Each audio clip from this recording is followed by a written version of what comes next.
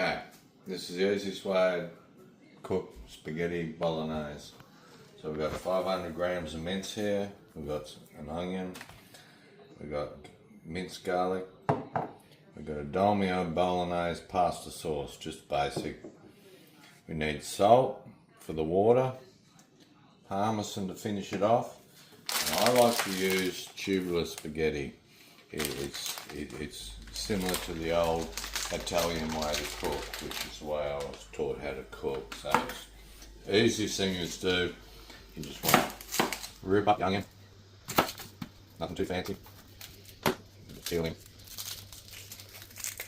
This meal will probably cost you, I don't know, maybe $15. It'll do four people. So cook it reasonably, nothing too thick. You don't want them too thick. You just want to, because they will break down under heat. Alright, that's all ready for that. Now, before we get that going, we're going to get the water happening. So you need that going flat out. Now, I use a big pot because there's a lot of starch in pasta bought from the shop. It's not the same as if the Italians made it, where there's not as much heat. So what we need to do, we need to cook it and blanch it afterwards. Okay, so we want to get that going flat out before we even get that going. I just use a Bertolli extra virgin olive oil. I'll give that a little dribble around there. You just want to make sure you've got enough oil there to get it covered. I might start breaking up. You want to break up these pieces just so everything's individual, and when it breaks down evenly. Yeah, just so it breaks down evenly. You just got to keep it simple, eh? They will break up. When the heat gets in there, it'll break up easier.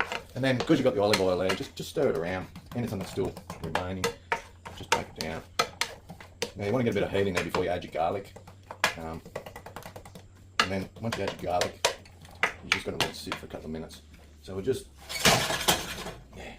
let it, there we go, happy days. The water is starting to come to a boil. It takes a while in a big pot, but you need to get a lot of the starch out of the pre-made pasta. So what I generally do is just go like that, grab a handful and go, okay, that's not enough. But I'll get that going because the water's ready to go, and I'll just break it in half. Just like that. So you can either use the spoon that you use to move the onions around, or you can get a fancy one like this, which either or. Now, because that's boiling still, what you need to do is add a decent amount of salt. So I just get a big one like that, and it's about 2 teaspoons. We'll get them going again, and then what I'll do,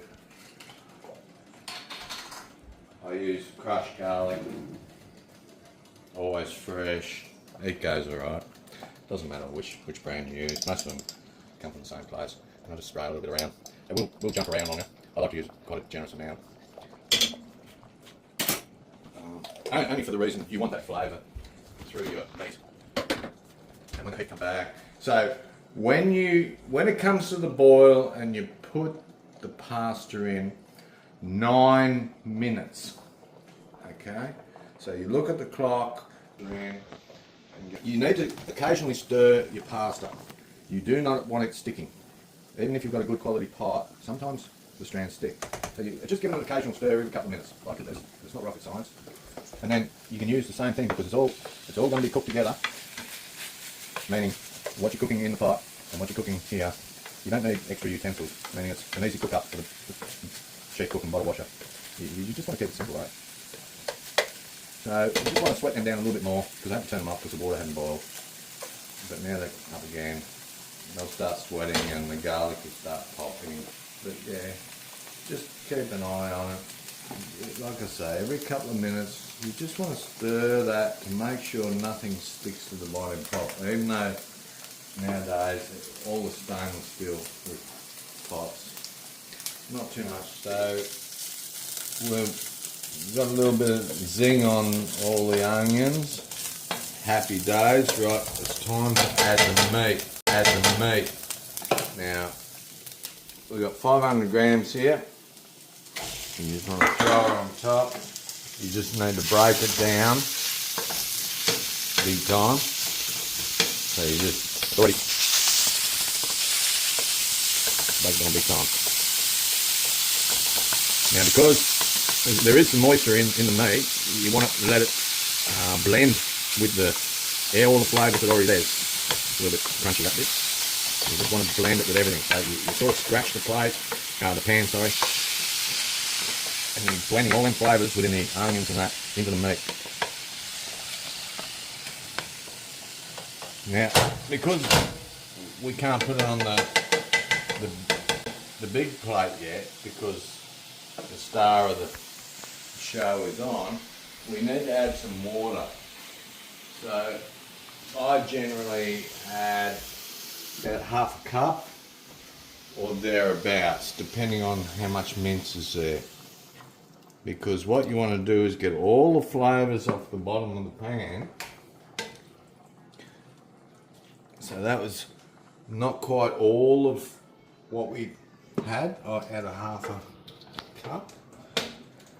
And what you want to do is break everything down, because in a minute we'll be able to take the big pot that's doing the pasta off. Some people might have a fancier setup than me. If they have, they're all over it. But what you want to do, all them flavours off the bottom of the pan, all of a sudden mix in with the meat, and then your flavours come together.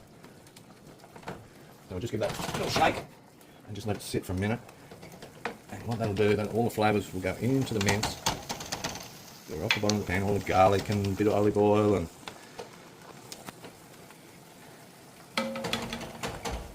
so we've just got to wait a couple more minutes for the pasta to cook. We're about half off. Just that moisture there, but I'll keep stirring this, because you just do not want it to burn. Literally. But there's enough moisture underneath, because you've added just under half a cup.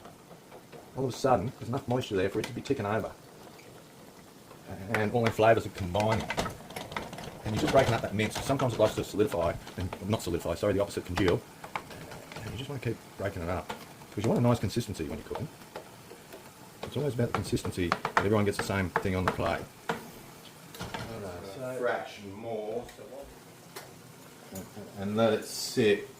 Now I've got a colander over here, and the most important thing that you do is you blanch the pasta, and by blanching it you get rid of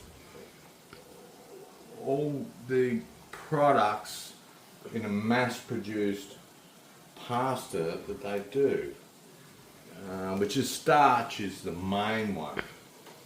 Starch is it's not really good for you, to tell you the truth, but look, I'm not a doctor, so I'm not going to tell you any different. But you just need to get rid of the starch out of the pasta, and that's why you boil it, you add the salt to it. It's part of the process of getting rid of the starches from modern day pasta. So now I'll get my handling gloves so I can grab it. And what I'll do, I bought this one because the other one I had wouldn't accept rice. I'd lose half the rice I had. So you can see that, clean as a whistle. Now, while I'm waiting, I will move the main dish onto the big element, turn off the little element, which is that one, and I'll put that back on just about halfway, just to keep it ticking over. And then I will shake the pasta, just to get rid of some of that. And then you put it on cold water, and then what you'll do, you'll just run it through to begin with. Make sure you try and get as much as you can, and then shake it. And that will get rid of the starch. And then you let it sit there 5 minutes. put that back. Now I need to concentrate on this. Now that will drain and drain all the excess off it. So now we've got some consistency with that. I'll turn that up to a higher temperature to flat out, because we still have, if you look here, how much residue there is left. There's too much water there. We want some water there, but if you've got too much water there, when you put the dolmio in, what happens is, it just tastes a bit runny. You've got the flavours there, but you're missing the flavour of the dish. So what we'll do, we'll just reduce that a little bit, and I can see now, if you see by the steaming, all that residue is starting to dry out. Now you don't want to dry it out completely. See how there's that pocket of residue there? There's a little bit too much. But at the same time, what you're doing, you're cooking everything a little bit longer, which doesn't hurt, because it is mince. So now, while we've got the moisture there, I'll just leave it a minute or two, maybe a minute. I just want it to reduce a fraction more before I add the dolmio. Right, see how I'm spinning it? Apparently my stove isn't level, so I've got to keep spinning it. But that's close. That's really close, because on the outside it's too dry. If you can see that, see how dry that is? It's too dry. In the middle, and we've lost all that consistency of moisture that's there. So that's perfect, because you've got a little bit there, but it's about to dry out. So now that's when you add your dolmio mix. So that's half a tin or container, whatever you want to call it. Jar. Thank you. And then to get the rest of it out, what I do, I just add a little bit of water, not much. Give it a shake and throw the rest in. That's perfect. Now it's about combining, so you just fold it, fold it, fold it back, fold it, fold it back, fold it back. It's just about folding it together and then give it a shake to get that consistency. Now that isn't too bad. That's pretty good. You don't want to take too much moisture away. There's a little bit there, but you still want moisture there, so when you put it on your dish, the pasta actually soaks it up. And that's the whole idea of buying that larger pasta that I buy. It just sucks up all the moisture. So now I turn the heat off that, give it a little shake to get rid of the excess. But because things keep cooking after you take them off the heat, you need that excess moisture. You can see the excess moisture there. You've got to take them off the heat because the pan's still really hot. You don't want to get rid of that excess moisture. That's the excess moisture that you want to go into your pasta, because that's where the flavour is. So now it's just about plating up. And you'll see how far this goes. Like this dish probably be lucky to cost you $15. So what I'll do, that's perfect. That's exactly what you want to see. Then you use this. If you've got one, you don't have to buy one. There's other ways you can use it. And then you just set it on the plate and you go, what is the average person's meal? So the average person would love that. It's an average sized plate, an average sized person. And that was only lucky to be a handful. That is nearly spot on that grab. Like I say, you will feed 4 people easily. We haven't got 4 people to feed here, sorry. But what we'll do is we'll do up a small dish for someone else. Okay. So then, moving on, we'll grab our main dish, and then it's just a matter of gently layering on top of the pasta. You want a decent serving for everyone. That's probably a fraction too much, but you want a decent serving for everyone. Look, they need their sustenance, mate. Let's cut to the chase. A little bit more. That's perfect. Made a mess on the table, that's okay, I'll sort that out later. Hey.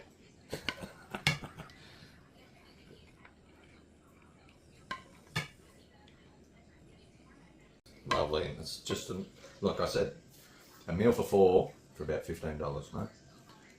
And that's what it's all about. You know, we've all got to check how much money we've got in our pocket. So you get a meal like that, and it doesn't stop there. You just really need to finish it off with a bit of Parmesan cheese.